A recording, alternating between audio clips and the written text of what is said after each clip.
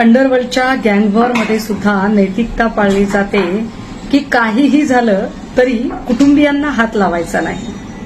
खडसे महाजनांच्या शीतयुद्धामध्ये मात्र नैतिकतेचे सगळे निकष आता धाब्यावर बसलेले आहेत आणि या दोघांच्या शीतयुद्धामध्ये Rupali Chakankar, the so called वगैरे या ज्या पद्धतीने स्वतःचा पॉलिटिकल स्कोर सेट करू पाहत आहेत हे अत्यंत केविलवाणा आहे.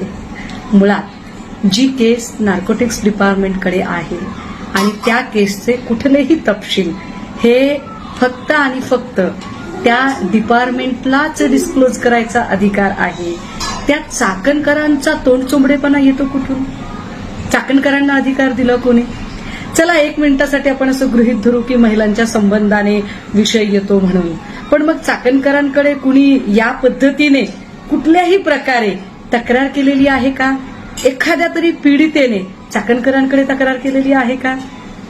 चाकणकरांना हे माहीत नाही का की तुम्ही व्हिडिओ मोबाईलमध्ये आहे असं म्हणताय, खरं तर 7 दिवस आधीपासूनचे ते मोबाईल तुमच्या ताब्यात आहेत, त्यामुळे ते कट पेस्ट एडिट झालेले आहेत का, त्याच्यासोबत काही छेडछाड झालेली आहे का, हे आत्ताच काही आपल्याला सांगता येणार नाही. पण तरी सुद्धा आपण असं गृहीत धरू की ते व्हिडिओ आहेत.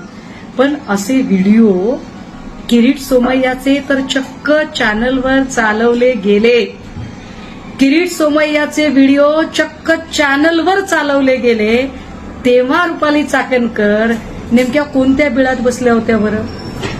तेव्हा चाकणकरांना ही तत्परता, हे सो कॉल्ड महाराष्ट्राची बदनामी वगैरे घृणास्पद प्रकार वगैरे शब्द आठवले नाही का? ते आठवणार नाही. कारण मुळात चाकणकर नावाच्या व्यक्तीमध्ये तेवढी हिंमत नाहीये लढण्याची. लढायला बळ लागतो, नैतिकता लागते, स्वतःची अशी एक कुवत लागते आणि जनतळ मानणारा मासबेस सुद्धा लागतो.